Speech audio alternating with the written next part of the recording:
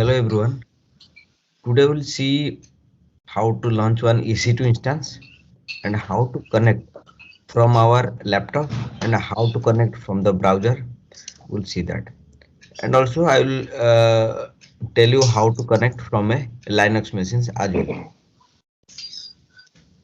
So please log on to your AWS account and you can search EC2 here.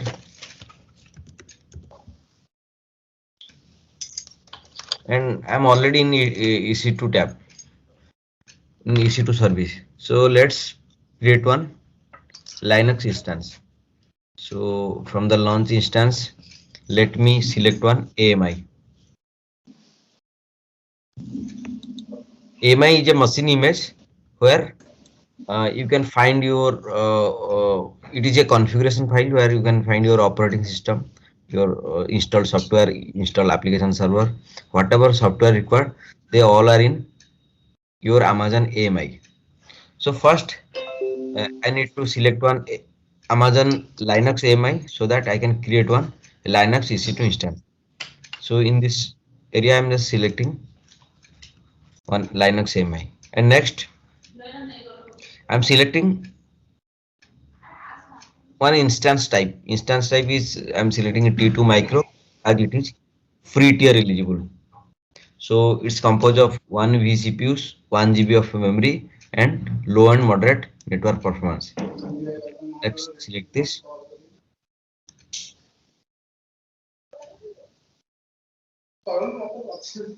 I think some noise is coming. Can you mute yourself?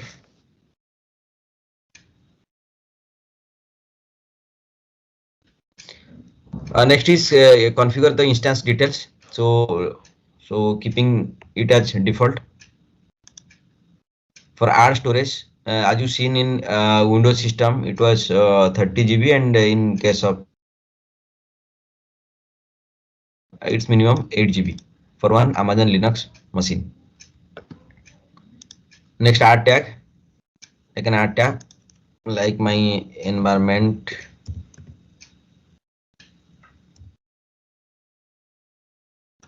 Development. Add tag. Then security group.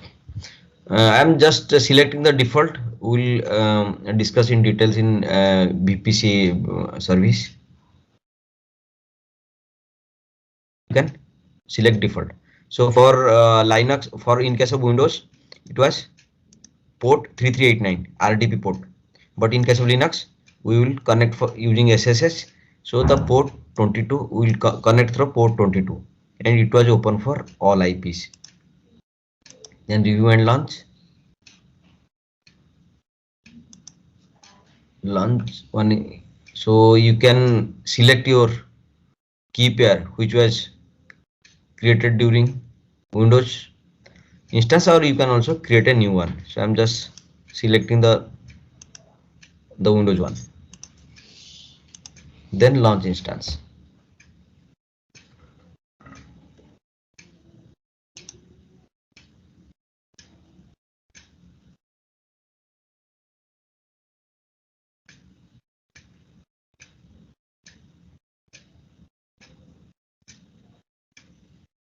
So now it's pending.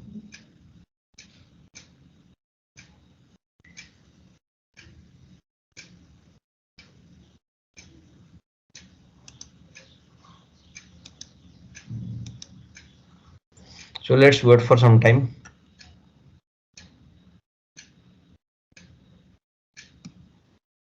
Hi Nirmal. So Hi. it's just a recap of the last class what we have done in last class No, it's I'm creating one Linux instance. or Linux. Yes. So So what we'll we please wait for some time. Let me finish that. We'll discuss once after our session. We'll discuss in detail okay, okay, 3 minutes. okay, Right. So let's okay. wait for some time. It's creating.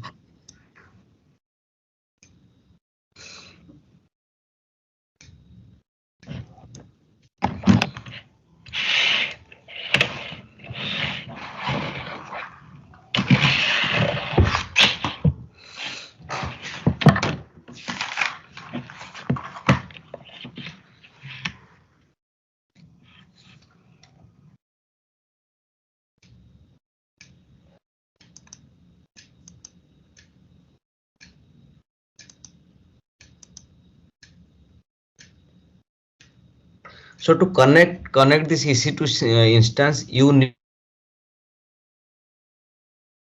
suppose you are using from Windows, then you need some software to connect the Linux instance, because Windows is different OS and Linux is different OS. So to connect SSH, so we need a PuTTY software, or maybe other software is available. But if you are using Linux, any Mac system, for that you need only PMKey, and you need to add some command, SSH command, so that you can connect from there. For Windows, you need to download this software, PuTTY. So you need to download this PuTTY software as well as PuTTY. So I'll let you know how you can download this. Right, this is the URL you can download from here. So I already downloaded. So let me open this PuTTY software.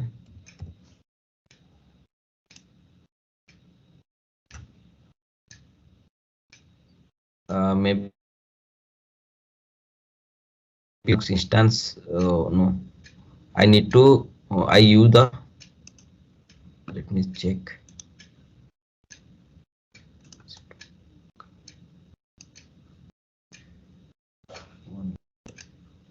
From SSH client, I need the pem file. This my windows.pem.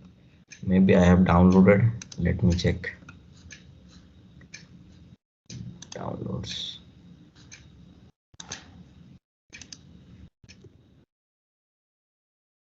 Sorry.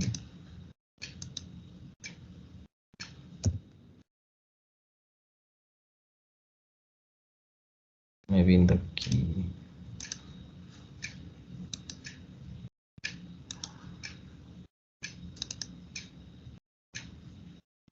Yes, this is the PEM file that I have downloaded last time. So I need to convert this to PPK, so that this PEM file is not compatible with our PuTTY software. We need to convert to the .ppk file. So for that, I have another software, PuTTY. So here is the PuTTY. So I can load this and convert this.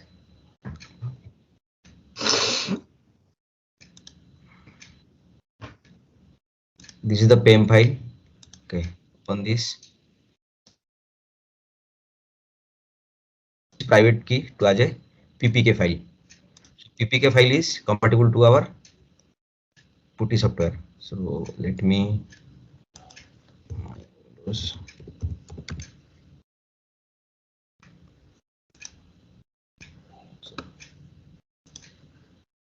so the PEM file for Windows also work for your Linux, because this is just a public and private key pair, so it will work for every instance, right? And so this is your PuTTY software. Let how I can connect this to the Linux system. So for that I need one IP address of that Linux system, and this is the IP address. Copy this IP, or you can go here, and if you select this, you also get the IP address here. So copy this IP and paste here the host name, and we can is my test Linux, and the port will be 22, and I can save this. And here, see, in the left side there is some auth option. From this auth option I need to select, I need to browse and set the ppk file. So browse, and this is my Windows, open, and I can save this session. Save. Now this is my configuration has been made, so I can connect. You open this, it will connect to your EC2 instance. So from this option, there will be one alert from the security alert, and you can say as yes. So now I'm connected to my EC2 instance, right? So I can log in as EC2 user.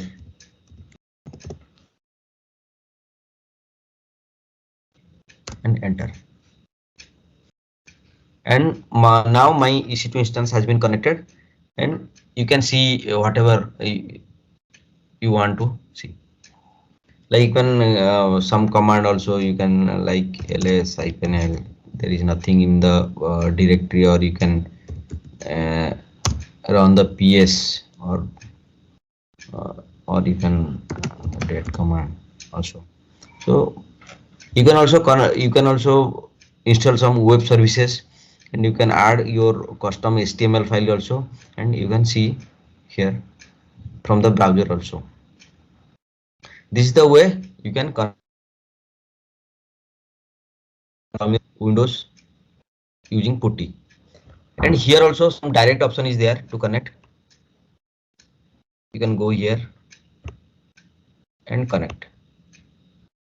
There is some easy to connect. You can connect from your browser. You can connect this. Is the browser based, and that is your PuTTY based. And I have connected from here. And there is another software, WinSCP. This is WinSCP, and that software will be used to see the folders structure in a like Windows way. And you can also copy some files from your Windows to Linux system using WinSCP software. You can try that on. You can download this WinSCP software. Nirmal, from PuTTY also we can do this, right? But same Windows to from the PuTTY. Yeah, here this is the PuTTY software. Using the PuTTY, we can connect and see the terminal. And suppose you want to copy from Windows system to Linux, and using this WinSCP software, you can see the folder structure and every structure of that Linux system. Using WinSCP and in between PuTTY, I think both are the same, right? But in PuTTY also you can see the folder structure, everything, right?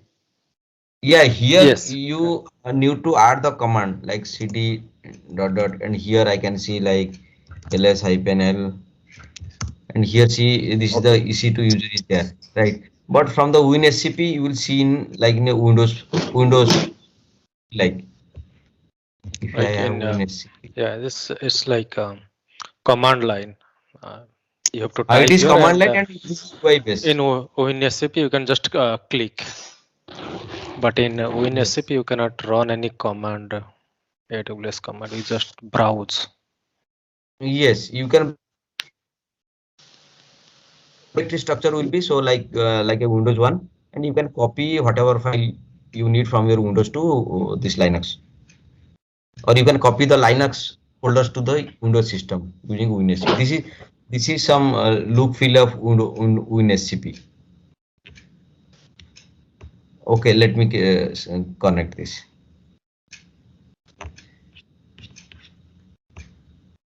Even in PuTTY also you can do, but you have to use SCP command. You have to learn. You have to use that command. SCP, see, Sudhir, using SCP command you can copy, but that is command line based. Yeah, but that's here what you I can think. drag and drop. I think someone was asking that thing, that can you copy using PuTTY to answer that question. That is that is possible, but that will be in command line. You know the command. There is a SCP command. So using SCP you have to provide the PPK file also, and you have to give the source path and the destination path. Then you can copy. But here you can do it like a Windows way.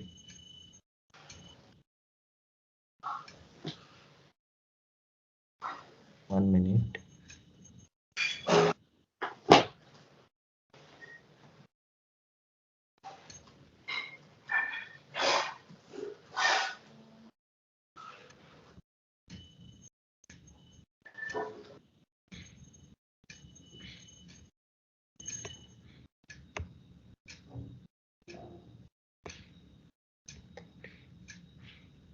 Browse. Here you have to add your PPK file, then OK, then save, OK, then login. Yes. And this is your Windows file, right? And this is your Linux EC2 user. And here, if I create, I can also create one directory, like directory, and test directory, right? And from this test directory, I can just copy one sample file, maybe this test ppt, copy and paste here, right? This is pasted to your Linux system. This is your Linux OS and this is your Windows OS file. This is the Linux OS file. And you can also see the same thing in the this putty structure, cd to, yeah, we are also in the same area. This is EC2 user, EC2 user. If I type ls, I can see the test folder, and this is the test folder, right? And if I move to the test folder, cd test, I can see the test.ppt, right? And this is the two different tools that you can connect using Windows, from Windows to your Linux machine.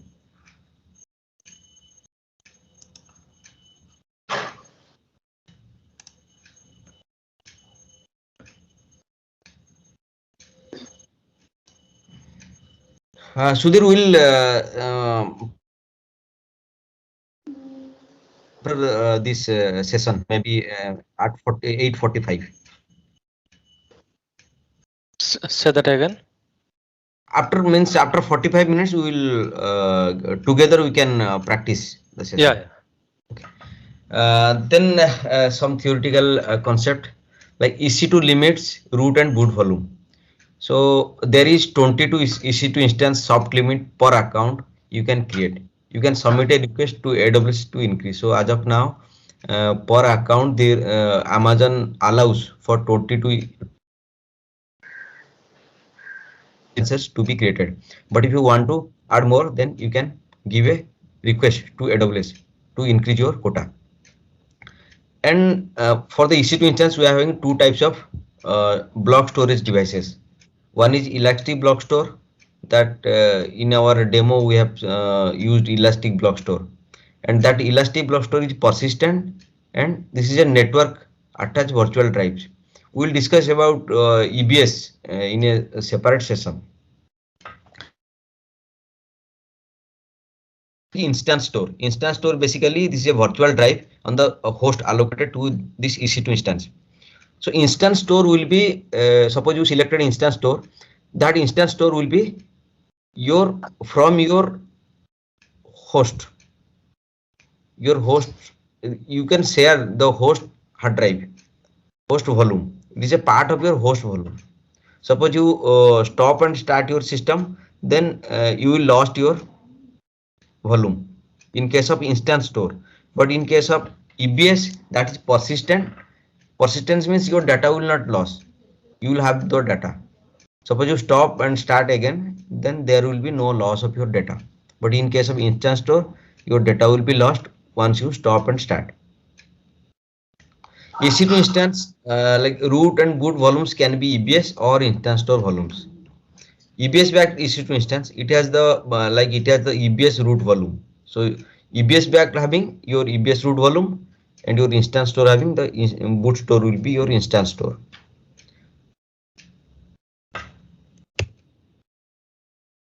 We'll see EC2 instance families. Amazon EC2 provides a wide selection of your instance types optimized to fit different use cases. Instance types comprise your varying combinations of your CPU, memory, storage, and networking. So in our demo, we discuss about T2 micro, because that is comes under free tier, and T2 micro having 1 vCPU, 1 GB of RAM, and moderate your networking. So similarly, there are many types of instances. So as per your requirement, you can select those instances while creating a EC2 instance. So some of them are general purpose having balanced memory and CPU, and this is suitable for most applications. And the families will be M2, M4, T2. like T2 having T2 mini, T2 micro, T2 small, T2 large, T2 extra large, like that way. So this is type 1 family, T2 family, M4 family, and M3 family. And next is your compute optimize. Compute optimize wherever it is required. This is having more CPU than memory. So compute optimized systems are using more CPUs than memory because they need some CPU processing more they require. So those families are C2 and C4. And good and high processing compute intensive use. Next is memory optimize. Memory optimize is for that you need more RAM, like your database operation, caching operation, like memory intensive applications. So you may need memory optimize EC2 instance. And those families are R3 and R4. R you can understand the R is RAM. GPU compute instances. For GPU for graphics optimized, some graphics optimized instances for your maybe your multimedia applications or high performance or parallel computing, maybe for gaming, right? And those type of instances as G2.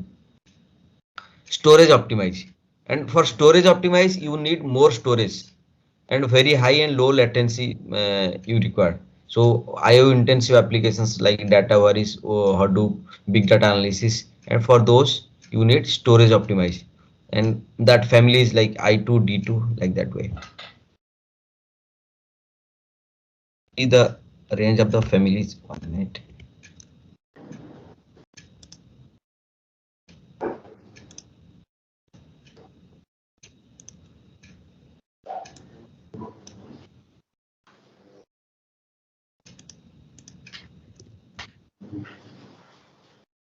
These are the families. T4, T3 is a general purpose. We mention only a few, but if you see the documentation, you will get many more family purpose. And this is the optimize. Compute optimize have many families. And you can see the details here. Suppose I select C5N, and in this family there are many models. C9 large, C9, C5 9x large, 2x large, 4x large, 9x large. And they're having vCPUs like 72, memory is 192, and your network bandwidth speed will be 100 Gbps. So are these all based on only the use or anything else is there? They have created some specification, some families. And suppose you need like I need this much of compute intensive, like I need some good, very good system. So from your requirement you can choose this while creating one EC2 instance.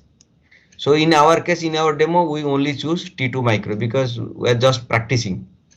For practice purpose, you can use T2 micro. This is free tier, and this system having more charge, and this depend upon what is your network bandwidth, this what is your RAM, what is your CPU you are using, right? It means they already have some fixed specifications. Yes, Okay. yes, some specifications as per your requirement you can choose.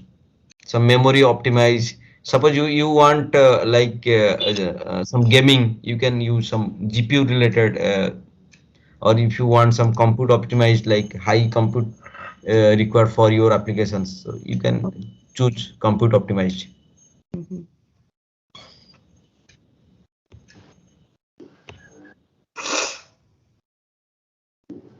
EC2 charges.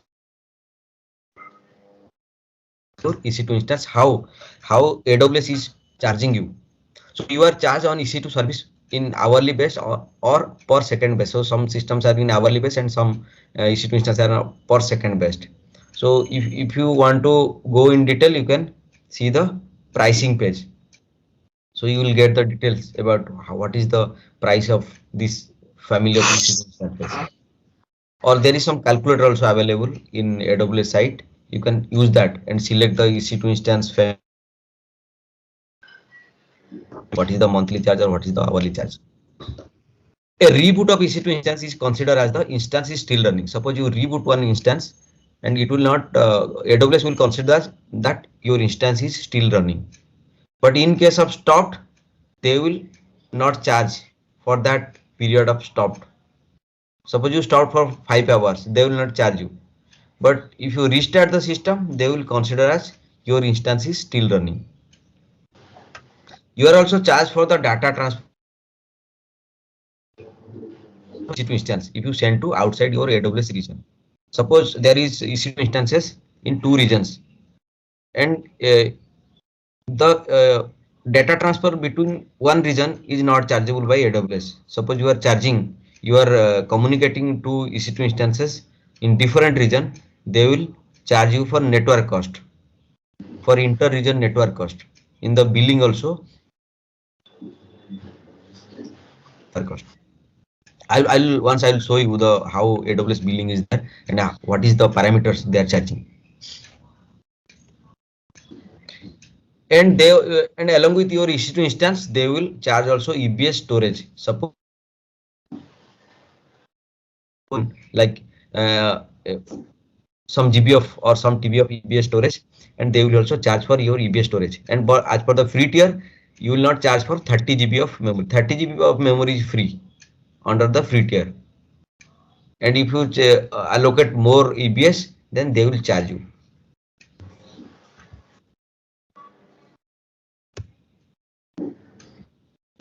EC2 monitoring. EC2 service can send its metric data to AWS CloudWatch every 5 minutes. AWS CloudWatch is a service that I discussed in the previous class. AWS CloudWatch is the monitoring service. Services can send their metric to AWS CloudWatch, and in case of EC2, they are sending their metric to AWS CloudWatch for every 5 minutes. This is by default, and this is free of charge. This is free of charge, and it is called basic monitoring. For every 5 minutes, it is called basic monitoring. But if you can choose enable the detailed monitoring, where the EC2 service will send its metric data to AWS Cloud in every 1 minute. So it is chargeable. Detailed monitoring is chargeable and default monitoring is not chargeable. And the difference is in the detailed monitoring, CloudWatch receives the metrics in every 1 minute. But in case of your default monitoring, it is getting in 5 minutes. And in the detailed monitoring, they are sending some more metrics than your basic monitoring. Basic monitoring having some specific set of metrics, but in case of your detailed monitoring, there will be some extra metric, because that is chargeable. You can set CloudWatch alarm actions on EC2 instance.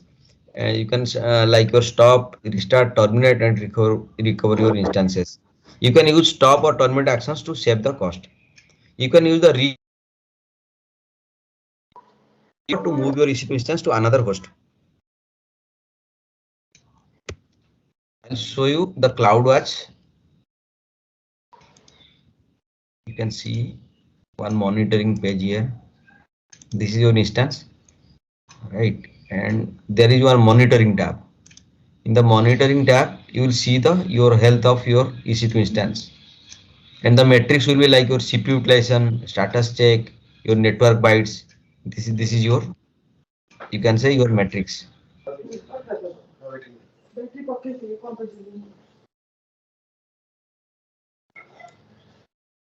Right. And you can also see in the CloudWatch.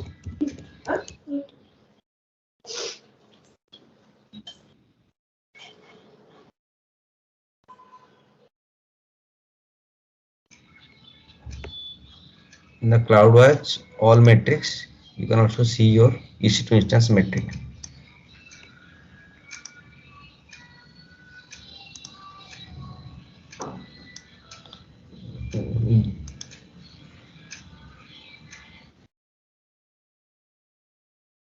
Here you can see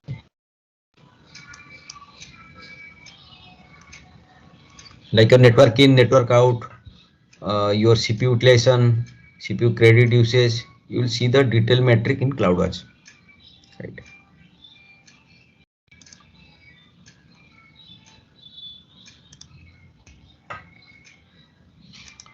Next is stopping an EC2 instance.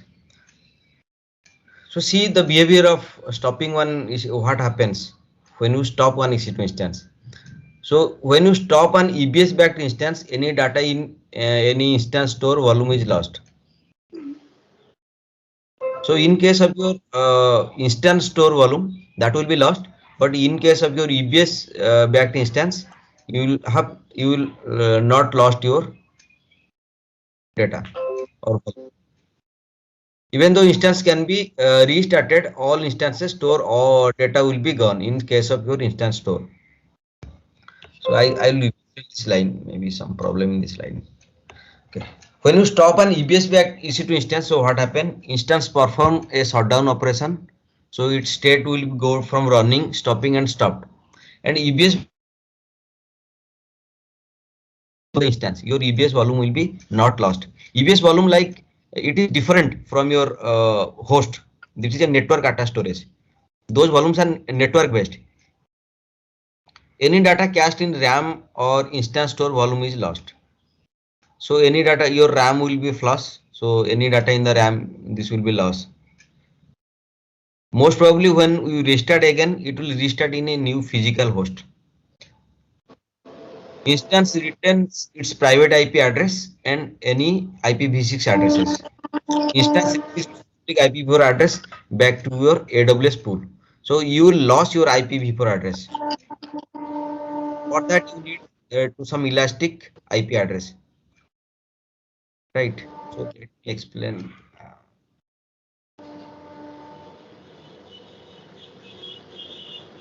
Suppose you are stop and start, right? So this is a EC2 instance and you stop and start. So what will happen? First will suppose you are using instance. So in that case, your volume will lost. You lost your data in case of instance store. But for EBS, you will not lost your data. So suppose this is a host and this is having maybe this is your host system and here this is your virtual machine, your VM, your EC2 instance. You can say EC2 instance, right? And from the host part, it is using your CPU, your hardware,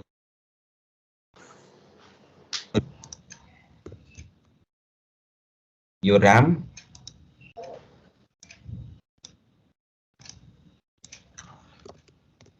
and maybe some network.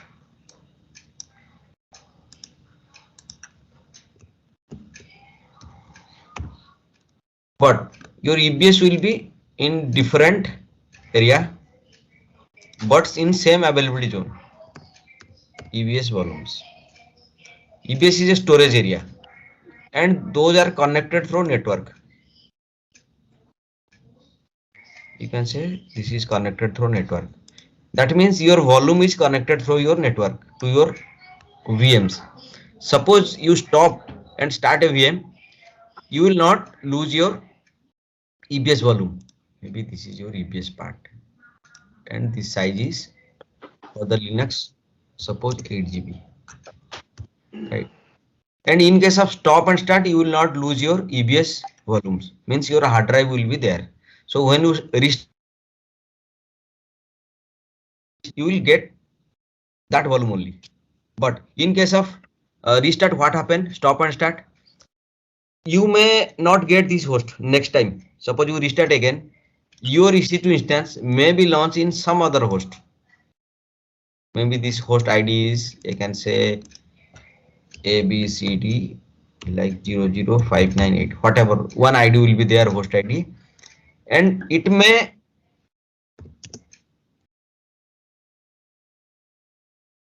your VM may launch another EC2 instance, another host. So maybe suppose you add some stop command, right? Again. So your VM may be run here.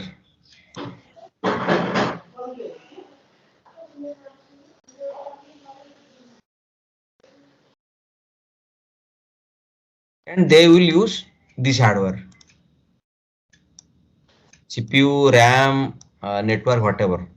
they will use from this host or maybe some other host in the same availability zone, but your EBS will be fixed. And now this is disconnected, and now this VM will use this EBS. How this is happening in stop and start. And in case of your instance store, it will get lost. You lost your volume. And again, suppose in the second scenario, suppose you are using your instance store. Instance store will be here.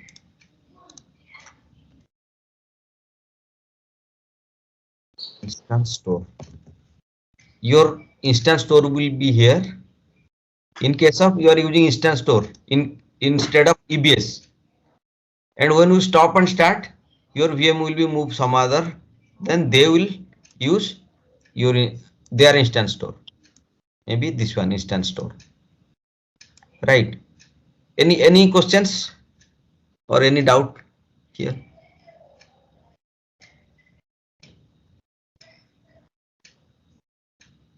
I think it's clear. And another thing, you are also using one IP address, right? And there will be one IP pool from AWS. IP address pool. You will get one IP address from here, right? There will be one IP address. Maybe in case of here, we may use one IP address.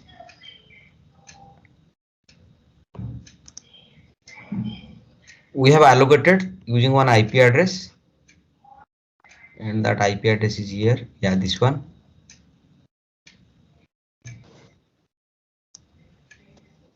We got this IP address, right?